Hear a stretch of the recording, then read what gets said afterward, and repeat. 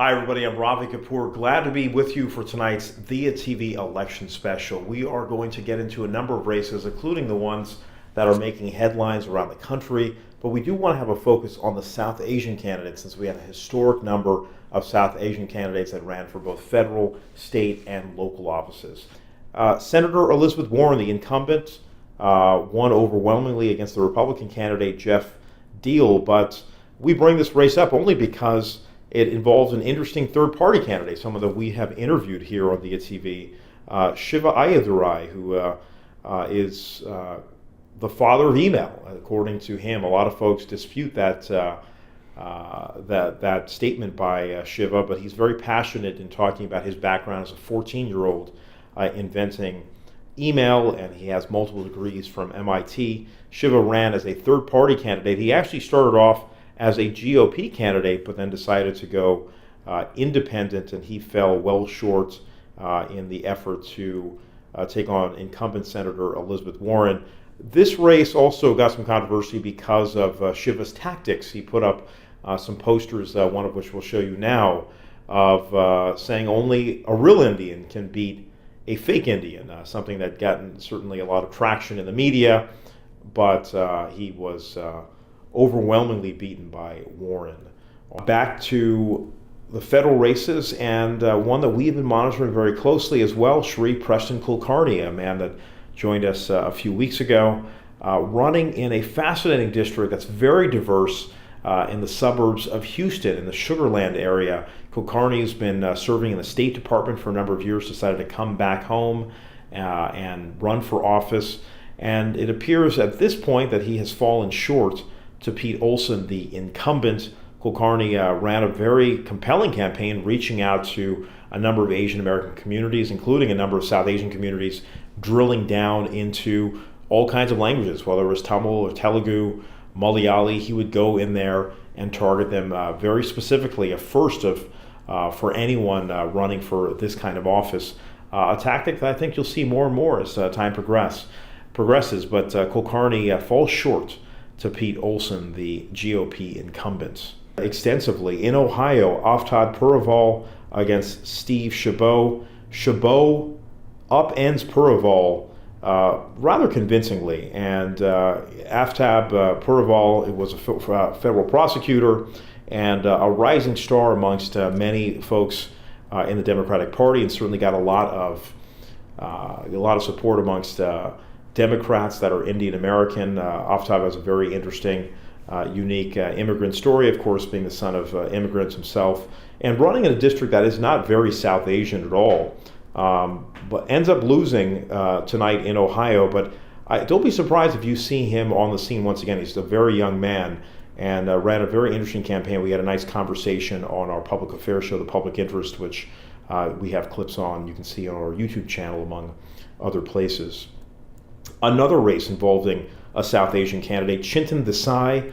He ran for Congress in Arkansas, the first district there. He ends up on the short end of the stick against Rick Crawford, the GOP incumbent in Arkansas. Desai is a teacher who decided to make a run for office, and it's funny, a lot of these folks have similar stories where they are the son or daughter of immigrants and living the American dream, decide to run for Congress. Desai has a very interesting story, but it wasn't compelling enough for the voters of the first district of Arkansas, who chose the incumbent Rick Crawford to continue to represent them. And another district race that we have been watching very closely, Debbie Lesko, who won a race earlier this year against Hiral Tipirneni, appears to be able to reclaim that seat and retain that seat, I should say, as Lesko has a commanding lead against Tipirneni at this point. Tipirneni came on our program a couple of months ago, another candidate that had won widespread national attention among South Asians, is an interesting, different, fresh face coming onto the scene. She's a doctor by trade, won a lot of support amongst independents and women, and certainly not your traditional candidate, especially in a district that has been largely red for many, many years. She made a dent, but Lesko was able to hold on and win that seat, Arizona's second. Anita Malik goes down She also, an Indian American female running in Arizona in the 6th district, which made it so fascinating to keep track of those two races, since Arizona is not usually known to have many Democrats, let alone minority female candidates, let alone Indian American candidates. But Anita Mallick does indeed go down to David Schweikert, who is the incumbent in Arizona's 6th district. Harry Aurora, a GOP candidate in Connecticut, trying to attain the 4th district seat in Connecticut. He was toppled by the incumbent Jim Himes. Sanjay Patel ran in the 8th district of Florida, and he was upended tonight by the GOP candidate Bill Posey. But again, we have interesting candidates from around the country running as Democrats, running as Republicans, folks taking a shot, taking a swing at doing something that we haven't had a whole lot of South Asian candidates win, but over the last couple of cycles, in 2016, certainly with 5 Indian American candidates successfully winning congressional seats. These folks fell short tonight, but certainly made a dent in the hopes to have even more representation for the community. Ami Bera, who is the current Democrat and the longest member of the, as Raja Krishnamurthy would call it, the Samosa Caucus. He's been in office a few times now, will retain his 7th district seat in the Sacramento suburbs as he upends GOP candidate Andrew Grant.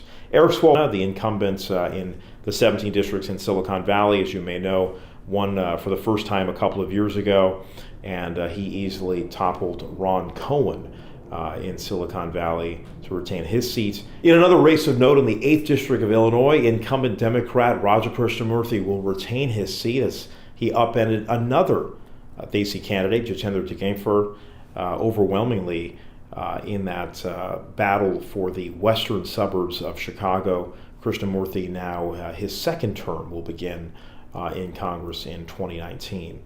And finally, another incumbent that we should mention, Pramila Jayapal, who represents Seattle, the 7th district in Washington. She will continue to serve in Congress, beating the GOP candidate Craig Keller.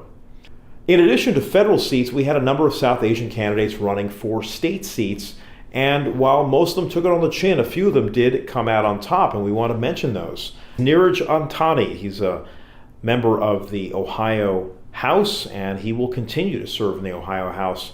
He won his battle against Zach Dickerson, a Democrat, and he will continue to serve that 42nd district in Ohio.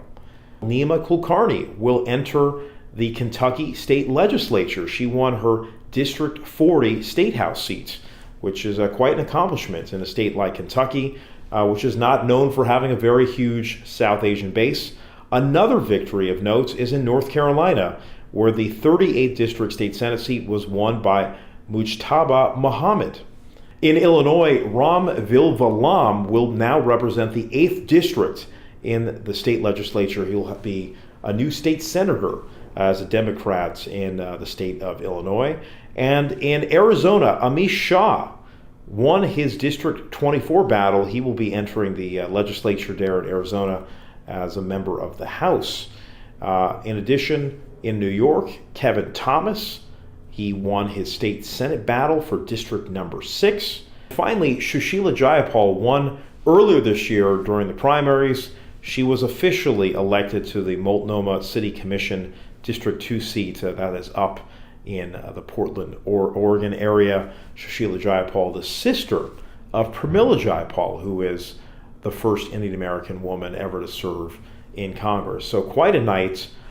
A number of South Asians getting elected at the state level. We have actually still more elected at the city level, especially in the Bay Area, where we have a number of folks running for office in cities like San Ramon and Cupertino and Saratoga.